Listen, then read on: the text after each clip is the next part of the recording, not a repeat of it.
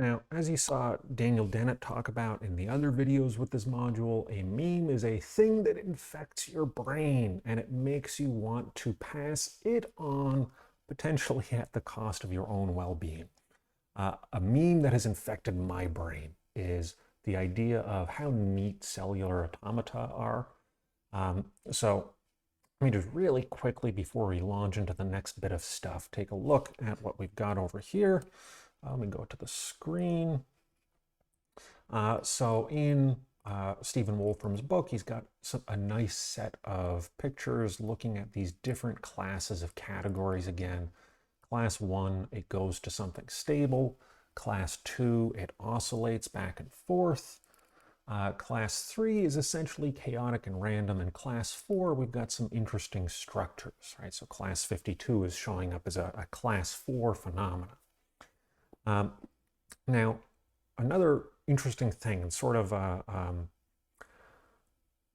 guess also a nice lesson in how sometimes we end up with historically determined outcomes that aren't necessarily what we would want after the fact, is that Class 4 and Class 3 are kind of in a weird order. So in some sense, we kind of go from incredibly orderly systems with Class 1 to incredibly disorderly systems with Class 3, and then Class 4 is kind of in between. There is some orderly elements and there are some random and chaotic elements. You'll hear the phrase "on the edge of chaos" to describe this sometimes. But let's come back to what we want to worry about for this class.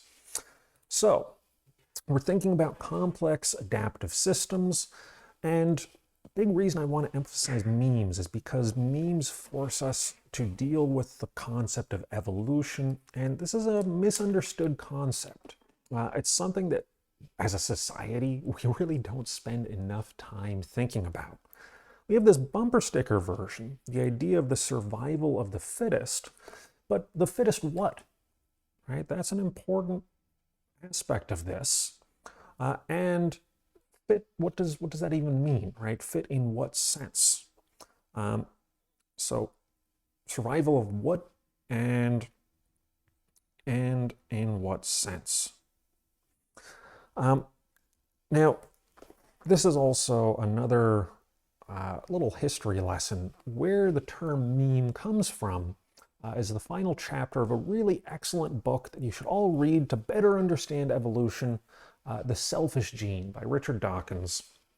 And in that book, he is making an argument that we look at the wrong unit of analysis when we think about biological evolution.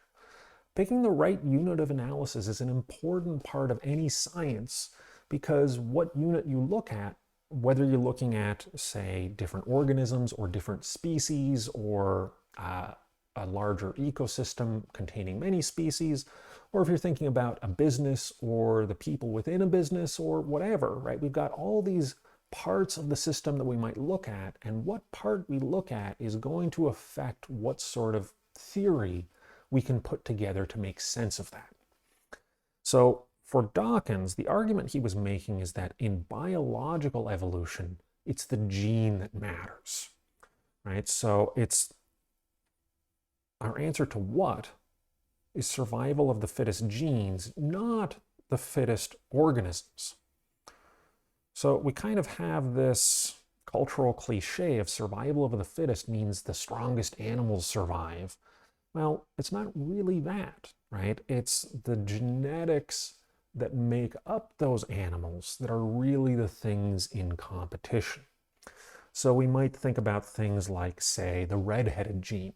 The gene for red hair and pale skin makes a lot of sense in particular contexts, right? Particular prehistorical contexts.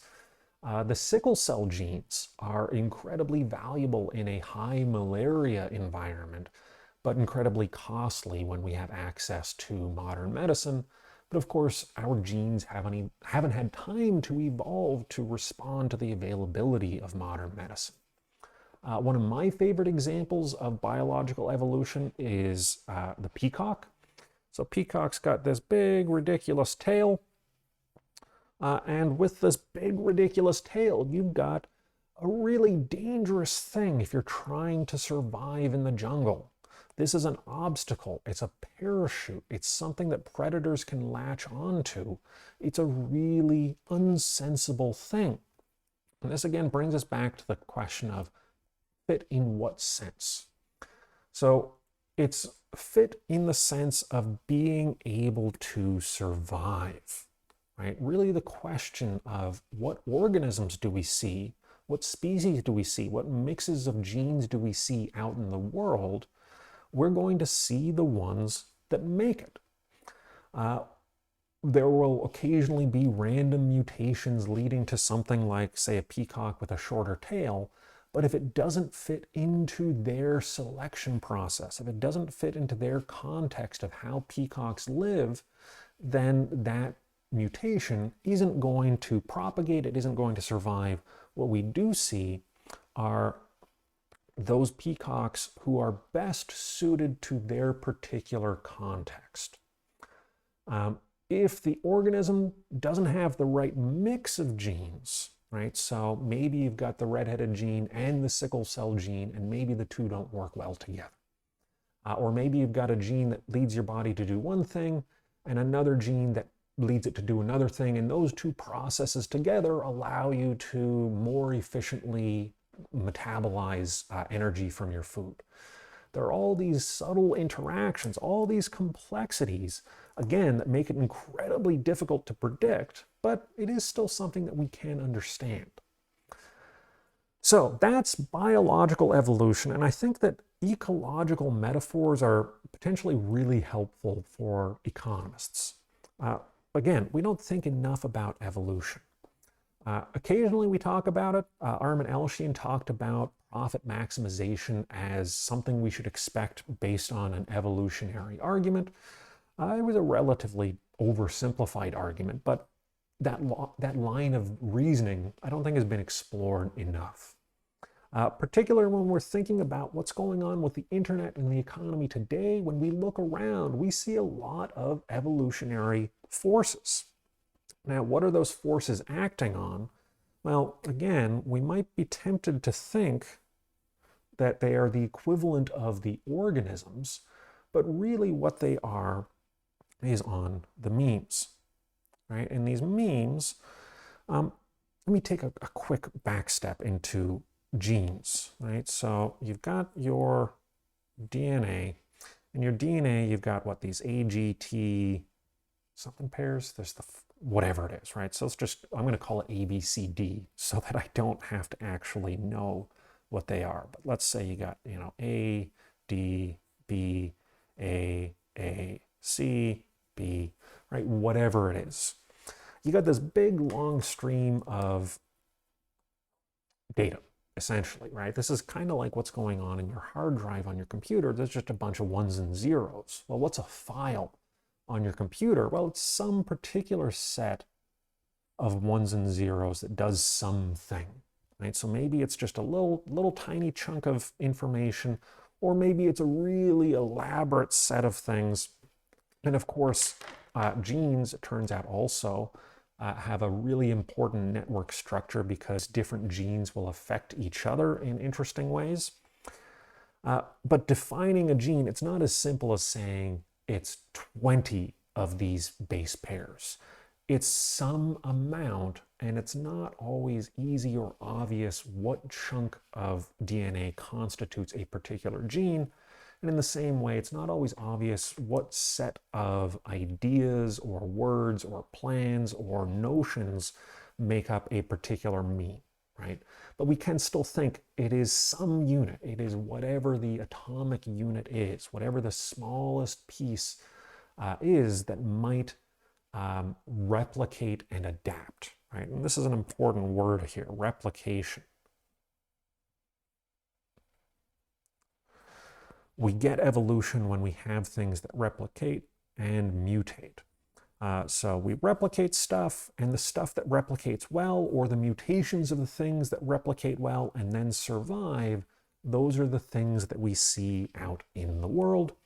And in the case of culture, it might be, different habits or norms, right? So it might be something like trust strangers. Can we trust strangers? Well, it's going to depend on the context. Trusting strangers was a really bad idea in the Soviet Union, and so that cultural meme withered away, right? Over the 80 years of the USSR, social trust just kind of devolved. Social trust in other contexts, sometimes trusting strangers is really helpful. Right? So here I am right now in an Airbnb. I am trusting someone I've never met before to not, steal my car or murder me in my sleep or whatever. And part of that is, well, we live in a society of laws and we have institutions in effect that allow that trust to work. But given that context, trusting strangers works well for me. If I wasn't able to trust strangers, I'd have to sleep in my car. And of course, if I didn't trust strangers, I wouldn't get the car to begin with. Right? So norms like trust strangers or don't trust strangers. Phrases like go Google it.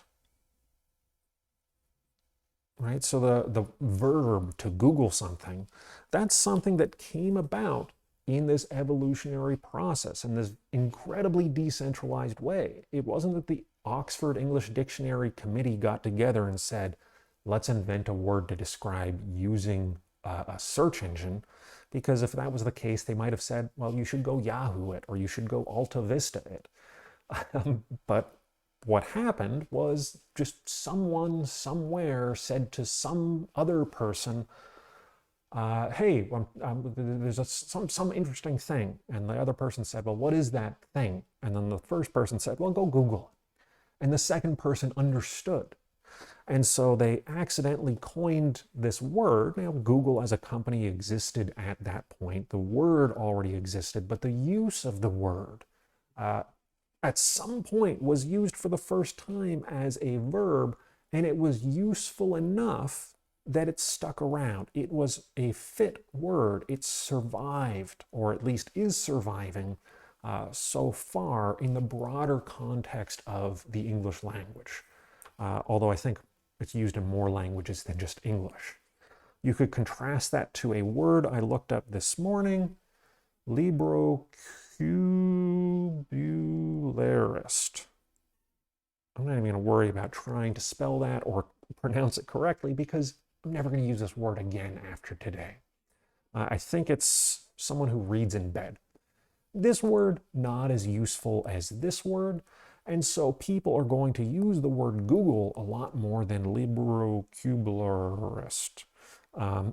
So in the competitive environment of which words get used and therefore survive, we again have this survival of the fittest. And in this case, this one is not fit because, well, it just doesn't work well for the people who use words.